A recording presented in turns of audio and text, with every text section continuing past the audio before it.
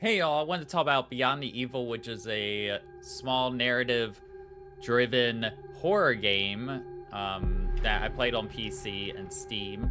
This is a game that's in first person. You're wandering around solving puzzles. There isn't any like action combat or anything like it, but throws a few creepy jump scares sort of into it, or creepy moments. And I'm having fun with it.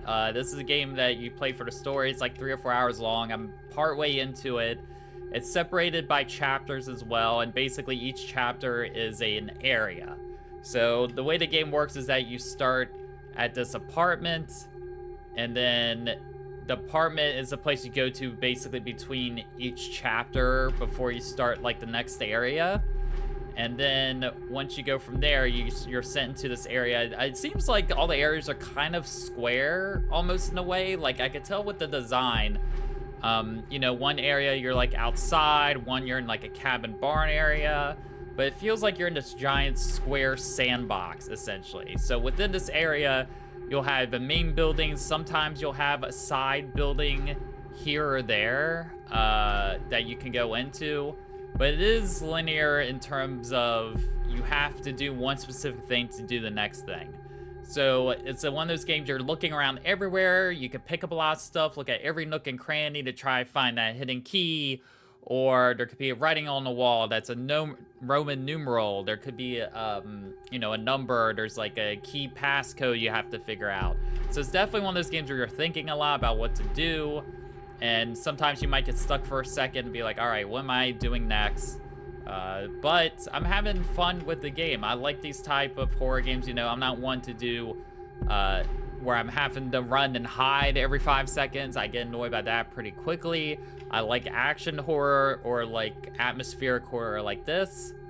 Now, I would say the one negative thing about it that kind of hurts it a bit, but it's not really anybody's fault in particular. It's just that you could tell this game was made on a budget.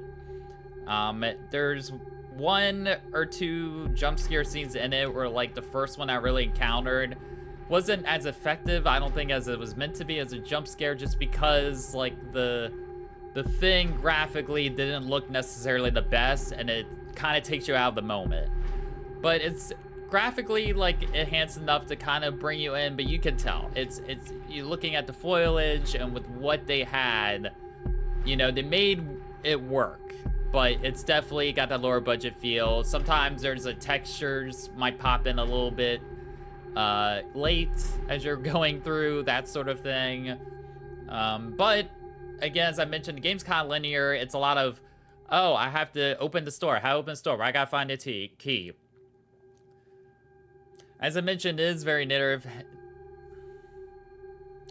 As I mentioned, it is linear based in terms of, oh, I need to open the store with this key. Well, where's the key? Now I gotta look around, find a key. Then I gotta go to the shed. Maybe the shed has a key, but there's a combo to open this lock. Then I gotta figure out what the combo is. It's kind of that sort of process over and over again, just told in a slightly different way in each chapter. I do appreciate that the environments are varied though, at least with what I played so far. So it brings some kind of freshness into it. If you like grabbing stuff and reading, there's a lot of, the classic pick up a piece of paper, reading this journal entry or something like that. They even have music in one part of the game too, and I was like, oh, it's kind of nice to have, and what's also good about it is that like the main character that you play does have a voice, does narrate on occasion, and there's other characters that you'll necessarily see in the game, but he also talks with that have voiceover, so it's fully voiced. It's not necessarily text heavy, like visual novel dialogue or anything like that.